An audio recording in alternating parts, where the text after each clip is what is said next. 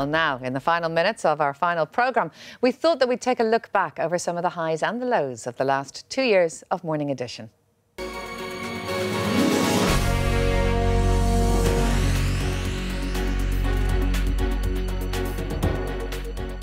I went to the studio to interview a depressed person, but I didn't want them to know I had it because I got scared I'd be fired. And the depressed person looked at me like, you're sicker than I am.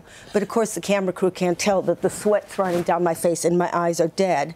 My dad always used to say to me, you know, you got to get out there and do these things because you never know what might happen. And I used to say that line often, and then something did happen, and I fell from a second-story window and broke my back just over 4 years ago, and I'm back rebuilding, refinding my identity, and now trying to find a cure for paralysis. How did last night's premiere in Dublin go? We saw it on the news last night, actually. Well, there was a very warm audience. It was very nice. People seem to like it, so I hope lots of people go. The biggest determinant of a country's success is how well educated its workforce is, having a quality infrastructure. You know, every country has to raise taxes one way or another, whether you raise them on the businesses or the people. Just if anybody has just joined us, what we're saying is news agencies have reported that Pope Benedict is to resign. It's understood that he will step down on February the 28th. Born Joseph Ratzinger in Germany on the 16th of April 1927, the Pope was ordained in 1951 and was elected as the successor to Pope John Paul II on the second day of the papal conclave after 4 ballots. Benedict XVI was elected Pope at the age of 78.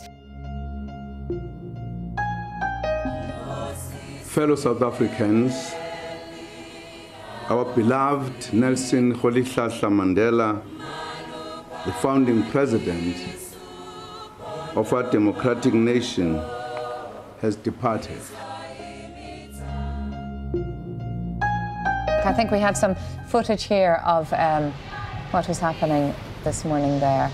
That is Michael D. Higgins arriving. That's the Irish Embassy there, which is quite close to Buckingham Palace, it's right I understand. Next door. Right next door to Buckingham Palace. Just one main road between them, but it's the next building across. But now it's time to go back to Ratheniska, where our reporter Aisling is standing by. Aisling. Hi, Keelan. Now, one of the main events that is back after 23 years is the Brown Bread Baking Competition. And joining me now is Eileen Brennan, who is a judge, and you won the competition back in 1973. 1973. So you can see there that there's plenty to come and check out if you come to Airfield. Right, if we move over here to our final destination, we have Eamon Young, who's the farmer here, and he looks after the, it's a working farm, so for people who don't have access to the countryside or to farms, Eamon can bring it to you. And there's a couple of livestock in the background. Now, they're not normally in the front garden. No, not normally. It's just a special day like today and a launch that we have out here in the front garden. No, it's, this is, as I would say, it's a working farm. As you can see behind me, there are 28 different gardens on show, ranging from small, medium and large. And over the next 5 days, the designers will show off their creations to tens of thousands of people who will attend Bloom this bank holiday weekend. It emerged at that point. What had actually happened was that your birth mother gave birth in the doctor's surgery. It would appear like that. And then your adoptive parents were put on your cert, your birth cert. My adoptive parents, when they registered me, they were put in my birth cert. So many different countries with so many different cultures and personalities. Yeah, exactly. For example, myself, I'm from Kenya. And actually what I'm putting on today is the Masai attire. So we are 70 tribes in Kenya. It's beautiful. It's beautiful. Thank you. And so, you know, people think that, you know, Africa is just a country. It's a continent. And within that continent, you have countries with the different types of cultures. My dad had cancer when I was 6. He's fine now, but so it was in my life from a very early age. And then I worked at a children's hospital where I knew many kids who had cancer. And the sentimentality and maudlin approach to it is precisely what so infuriated me, because that was so different from the kids I knew and loved.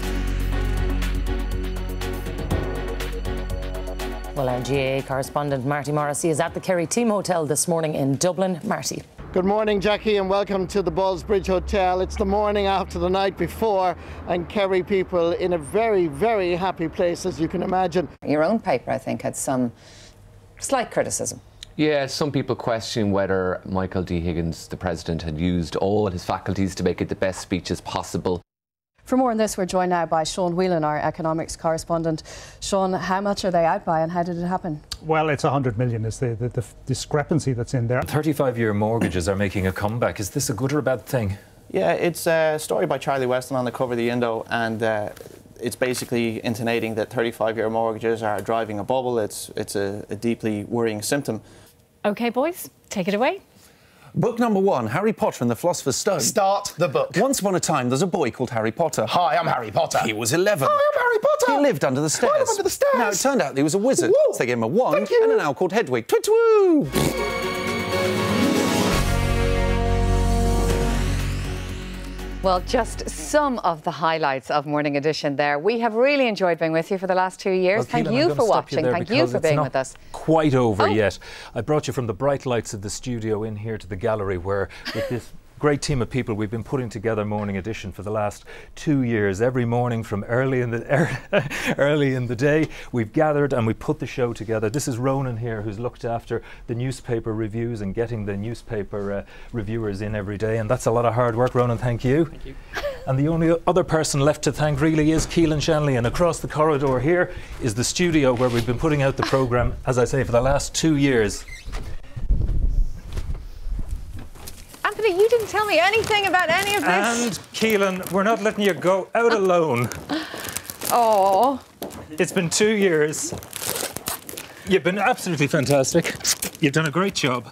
And it's been a brilliant programme. As you have yourself, thank you so much. That's so kind of These you. are for you. We got some of the posse here with us this morning as well. Oh, I'm very taken aback. Thank you all so much. Well, there's no speech to be made. Thank you very much for everything, everyone. And Anthony, you played a blinder. Thank you. I'm a bit mortified. I think the only thing is the viewers. Thank you for being with us. We've really enjoyed it. We've enjoyed all of it. And I suppose it's better end, haven't we? And astounded by, just looking through Twitter this morning, all the feedback and the letters and emails we've got in. Thank you all very much. And I'm going to let you close the final programme. Oh, well, Anthony, you've played a blinder for the last 2 years. It's all been on Anthony's shoulders, I have to be honest. But as I say, thank you for being with us. We've enjoyed it all. Have a great weekend.